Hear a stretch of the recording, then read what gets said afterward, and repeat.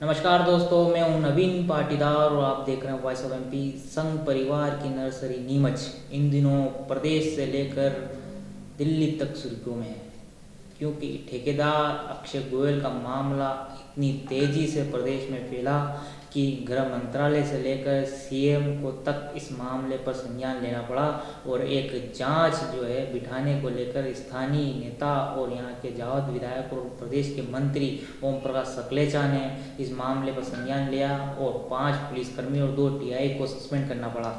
दूसरी तरफ इस तरह से जिस तरह से ये मामला सामने आया, उसके बाद एक बड़ी सर्जरी प्रशासनिक अधिकारियों की होने की खबरें भी अब सामने आ रही है, जिसे लेकर भी नीमच सुर्खियों में है और यहाँ के अधिकारियों और प्रशासनिक कर्मचारियों में हड़कंप सा मचा हुआ है। दूसरी तरफ बात की जाए तो संघ परिवार की नर्सरी संगठन और संघ में जो है जिला महामंत्री जिला संगठन को लेकर एक गहमा गहमी का माहौल बना हुआ है और इस पद के दौड़ में आधा दर्जन से ज़्यादा नेता इसमें शामिल हैं। पहले बात की जाए अगर नीमच ज़िले की, तो यहाँ से एक सूची भी हमारे पास है जिसमें जो नाम संभावित हम आपको बता रहे हैं कि जिला महामंत्री पद की दौड़ में नीमच से आदित्य मालू जो विधायक के बेहद करीबी माने जाते हैं। दूसरा नाम सुनील कटारिया जो जिला अध्यक्ष पवन पाटीदार के हाल ही में भी करीबी है, पूर्व नगर पालिका अध्यक्ष राकेश जैन पप्पू के बेहद करीबी रहे हैं और इनकी पहुंच भोपाल और दिल्ली तक भी है। तीसरा नाम लिया जाए तो सत्यनारायण गोयल जो पिछले संगठन में महामंत्री पद पर थे और इस बार वो जिला महामंत्री पद के लिए इस दौड़ में शामिल दिख रहे हैं और लगातार वे सुर्खियों में रहते हैं। भोपाल दिल्ली में भी इनकी अच्छी पहुंच और पकड़ मानी जाती है। तीसरा नाम वीरेंद्र पाटीदार जो रिपीट के चांस लगते हैं क्योंकि वीरेंद्र पाटीदार भी इस दौड़ में शामिल है, तो एक नाम वीरेंद्र पाटीदार भी इस दौड़ में शामिल होता दिख रहा है। अगर बात की जाए मनासा की, तो मनासा से भी हमारे पास संभावित नाम जिला महामंत्री पद के दौड़ में जो नाम है वो मैं आपको बता दूं। यहाँ से उज्ज्वल पटवा जो संघ के बेहद करीबी हैं, उज्ज्वल पटवा का नाम जो है यहाँ पर सबसे पहले आ रहा है। दूसरा नाम आता है बंशीलाल राठौड़ जो जिला महामंत्री पिछले संगठन में रह चुके हैं, वो उनका नाम भी एक बार फिर रिपीट में देखा जा रहा है। तीसरा नाम आता है दिनेश परियार और अजय तिवारी का नाम आता है चौथा, जो इस दौड़ में शामिल है, जिला महामंत्री की पद के इसमें शामिल है। साथ में जावद की बात की जाए तो कैबिनेट मंत्री ओम प्रकाश सकलेचा का गृह क्षेत्र है, यहाँ से भी कई नाम हमारे सामने जो निकल के आए हैं, लेकिन उसमें जो प्रमुख नाम जो है वो मैं आपको बता दूं कि जिला महामंत्री पद के दौड़ में राजू नागदा मोड़ी जो एक खाटी नेता है, उनका नाम भी लिस्ट में शामिल है। साथ में मोहनलाल खींची, इनका नाम भी जो है निकल के सामने आ रहा है। अशोक विकास जोशी का नाम भी इस लिस्ट में जिला महामंत्री की पद की दौड़ में निकल के सामने आया है। साथ में अगर युवाओं की बात की जाए तो यहाँ से एक चौंका देने वाला नाम युवाओं का सामने आ सकता है। ये नाम जो है मंत्री ओम प्रकाश सकलेचा जी की तरफ से होगा, क्योंकि यहाँ से भी एक जिला महामंत्री बनना तय है। जिले में टोटल 3 महामंत्री बनते हैं, तो तीनों विधानसभाओं में से एक एक को मौका यहाँ से मिलना है। ऐसे में मैंने संभावित सूची आपको बताई कि ये नाम जो है इन दिनों सुर्खियों में है और संगठन और संघ के बीच में ये नाम बने हुए हैं। भोपाल तक इन नामों पर जो है मंथन किया जा रहा है। आखिरी मोहर अगर नीमच में नहीं बनती है तो मोहर जो है भोपाल संगठन और संघ कार्यालय पर लगेगी, जिसके बाद इस सूची इन लोगों का नामों का घोषणा की जाएगी कि कौन जिला महामंत्री बनेगा।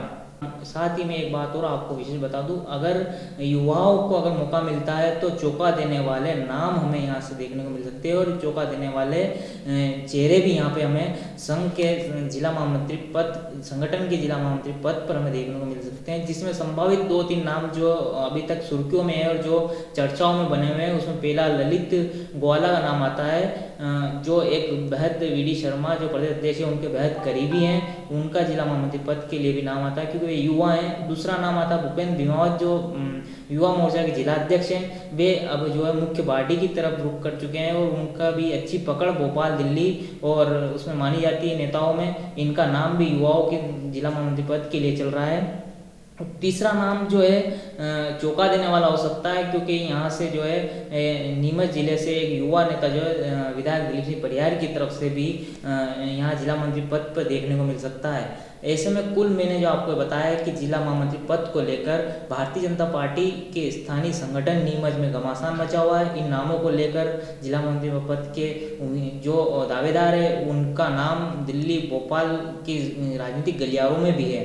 साथ ही हम बात करेंगे प्रशासनिक सर्जरी की, तो एक सर्जरी की संभावना भी यहाँ पर जताई जा रही है। ऐसे में बात करने के लिए हमारे साथ मौजूद है वरिष्ठ पत्रकार मुस्तफा हुसैन जी, जिनसे पूछेंगे जानेंगे किस तरह के हालात भोपाल की राजनीतिक गलियारों में नीमच के बने हुए हैं। क्योंकि जिस तरह से ठेकेदार अक्षय गोयल मामला सामने आया उसके बाद गृह मंत्रालय से लेकर सीएम तक को इस मामले को संज्ञान में लेना पड़ा और एक सर्जरी की बात लगातार निकल के आ रही है। प्रशासनिक सर्जरी यहाँ पर हो सकती है, तो किस तरह की खबर आपके पास है और ये सर्जरी कब तक हो सकती है? स्वागत है मुस्तफा जी। किस तरह की जानकारी है आपको एक बड़ी प्रशासनिक सर्जरी को लेकर? देखिए नवीन, दो अहम मामलों में इस समय चल रहे हैं, प्रशासनिक सर्जरी का भी और संगठन की सर्जरी का भी। तो जैसा कि आपने अपनी खबर में कहा कि पवन पाटीदार की जिला कार्यकारिणी की घोषणा होनी है, बिल्कुल ठीक बात है। ये संघ परिवार की नर्सरी, ये भी ठीक बात है।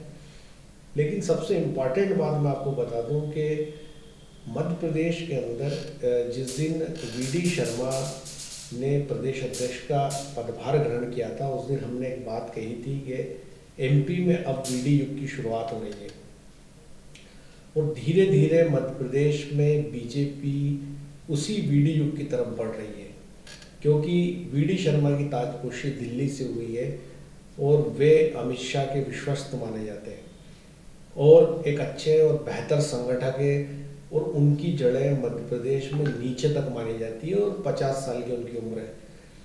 तो अब मध्य प्रदेश में संगठन के विस्तार का काम भोपाल से लेके नीचे तक होने वाला है और जो बाद में वीडी शर्मा के प्रदेश अध्यक्ष बनने के बाद जिन जिला अध्यक्षों की नियुक्ति हुई, उसमें आपने देखा होगा कि उन्हीं लोगों को जिलाध्यक्ष बनाया गया जिन पे वीडी शर्मा की छाप थी। तो एक बात मैं आपको क्लियर करना चाहता हूं कि आने वाले दिनों में मध्य प्रदेश के जिला बॉडी और प्रदेश बॉडी के अंदर उन्हीं लोगों को स्थान मिल पाएगा जिन पे वीडी शर्मा जी के सील सिक्के लगे होंगे। बड़ी बात। आपने काफ़ी नाम लिए, इसमें कई नाम और है। जैसे हम यदि बात करें तो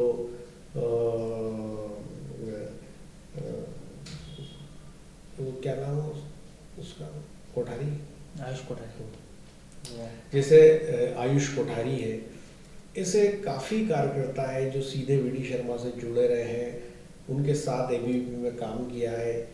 लोकेश शांगल है और बीजेपी की दिल्ली की एक लाइन बिल्कुल साफ है और वो लाइन ये है कि अब सरकार हो या संगठन हो, नौजवानों को जगह देनी है। धीरे धीरे बीजेपी नई उम्र के लोगों को आगे ला रही है ताकि वो पार्टी की ज़्यादा सेवा कर सके, लंबे समय तक चल सके। तो मुझे जो लगता है कि मध्य प्रदेश में टीम वीडी की जो घोषणा होगी और ज़िलों में जो बॉडी बनेगी उसके अंदर इस बात का ख़ास तौर पे ख्याल रखा जाएगा और उन्हीं लोगों को एंट्री मिलेगी। वैसे आमतौर पे ज़िले में जब कोई बॉडी का गठन होता है तो विधायकों से, सांसदों से सलाह मशवरा किया जाता है, लेकिन मुझे लगता है कि इन सबके इतर नाम ले लिए जाएंगे, विचार में उन पे विचार भी होगा, लेकिन कहीं ना कहीं ये देखा जाएगा कि ये वीडी शर्मा के कितना करीब है या कितना दूर है, क्योंकि अब मध्य प्रदेश में एक नया संगठन जन्म ले रहा है और वो टीम वीडी के रूप में ले रहा है। और जैसा कि दिल्ली ने संकेत दिए हैं, वीडी शर्मा बीजेपी की तरफ से मध्य प्रदेश में लंबी पारी खेल सकते हैं। तो ऐसी स्थिति में संगठन में उन्हीं लोगों को तवज्जो दी जाएगी जो उनके साथ लंबे समय तक चले। और फिर वीडी शर्मा संघ की लाइन को फॉलो करते हैं, उसी से आते हैं।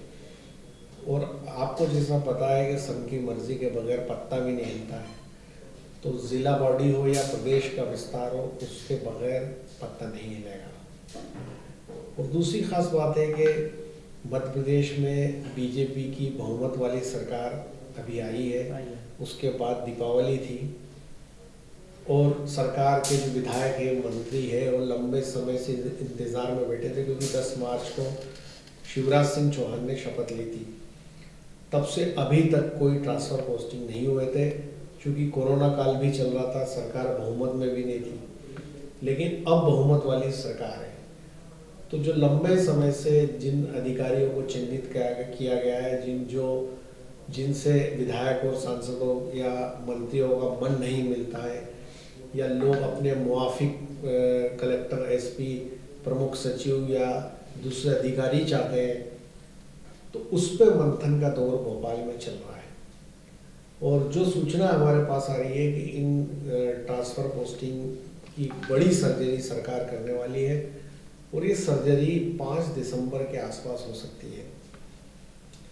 और ख़बर ये भी है हमारे पास कि इस पूरी प्रशासनिक सर्जरी में ज्योतिरादित्य सिंधिया का भी अहम रोल होगा, और मुख्यमंत्री शिवराज सिंह चौहान सिंधिया के साथ बैठ के मशवरा कर सकते हैं कि जो बड़े पदों की ख़ास तौर पर पोस्टिंग है, जैसे जो प्रिंसिपल सेक्रेटरी रैंक के ऑफिसर है, या एडीजी रैंक के, या आईजी रैंक के, या कमिश्नर रैंक के, तो वहाँ की उनकी तैनाती की जाए। और जहाँ तक ज़िलों की स्थिति है, वहाँ के मंत्री, विधायक या सांसद या और जो बड़े नेता हैं वो अपने मुआफिक कराना चाहते हैं, तो 5 दिसंबर के आसपास एक बड़ी प्रशासनिक सर्जरी संभावित है। और उसके बाद जो मध्य प्रदेश की शिवराज सरकार है, वो स्थानीय निकाय के चुनाव का ऐलान कर सकती है। जब पूरी तरह प्रशासनिक मैदान में अपनी फील्डिंग जमा लेगी सरकार, तो फिर ये सरकार फुल फ्लेज्ड काम करने लगेगी, और उसके बाद निकाय चुनाव की घोषणा मध्य प्रदेश में हो सकती है। मुस्तफा जी, आपने सर्जरी की बात कही है। हाल ही में कल का ही मामला अगर मालवा का मामला है, जहां पर टीआई से कांग्रेस विधायक जो अभी हाल ही में जीते विपिन वानखेड़े ने बदसलूकी की थी और उनके खिलाफ मामला दर्ज करा दिया। तो क्या माना जाए, ये पॉलिटिक्स अब जो है दिखने लगी है, कांग्रेस के कार्यकर्ताओं और विधायकों पर मामले दर्ज होने लगे हैं। बीजेपी ने अपना रुख दिखा दिया, अपना रंग दिखा दिया है कि जिस तरह से बीजेपी कह रही थी कि कल के बाद परसों आता है और अधिकारी सुने, और क्या अब अधिकारी भी जो है बीजेपी के साथ हो गए?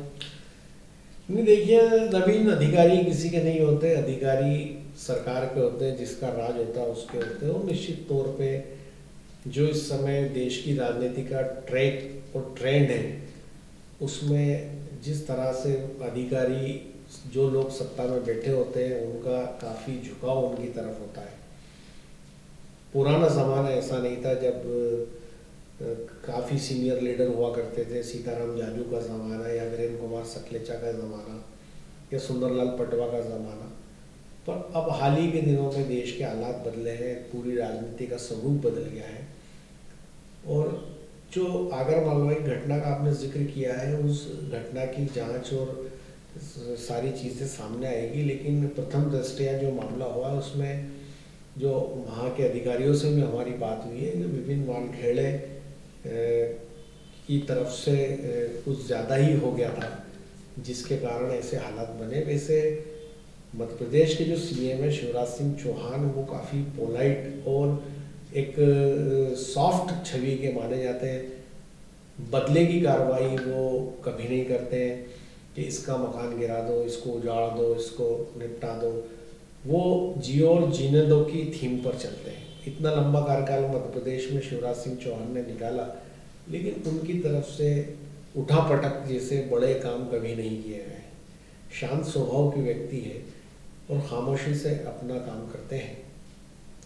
तो ये भी ठीक है कि जब कांग्रेस सरकार में थी, तब जो पार्टी महासचिव कैलाश विजयवर्गीय अपने भाषणों में की शुरुआत ही आमतौर पर इसी से किया करते थे कि आज के बाद कल आता है, अधिकारियों सुन लेना, एक एक को देख लेंगे। तो जाहिर सी बात है कि 15 महीने के जो अधिकारी होंगे उनकी लिस्टें बीजेपी वालों ने बना ही ली होगी, और मुझे लगता है कि 5 दिसंबर के आसपास सबको समझ पड़ जाएगी। बीजेपी शायद पूरे घर के बदल डालें, क्योंकि क्या बीजेपी के नेता काफ़ी टाइम से भरे बैठे हैं, और 15 महीने के कमलनाथ की सरकार में भाजपा विधायकों को इस बात का मलाल भी था कि विधायकों को उतनी इज्जत नहीं मिलती एसपी कलेक्टर के आगे जितनी मिलना चाहिए, और उन्होंने उस समय शिकायत वी डी शर्मा से की थी जब वो प्रदेश अध्यक्ष बने थे। तो अब लगता है कि अपने मुआफिक अधिकारियों की पोस्टिंग मध्य प्रदेश में होगी। तो ये थे वरिष्ठ पत्रकार मुस्तफा हुसैन, जिन्होंने बताया कि 2 बड़ी सर्जरी मध्य प्रदेश में देखने को मिल सकती है। एक सर्जरी प्रशासनिक होगी और दूसरी सर्जरी होगी संगठन और वीडी युग की जो आगाज हो चुका है उसका संगठन विस्तार किया जाएगा। मेरे सहयोगी शादाब के साथ नवीन पाटीदार।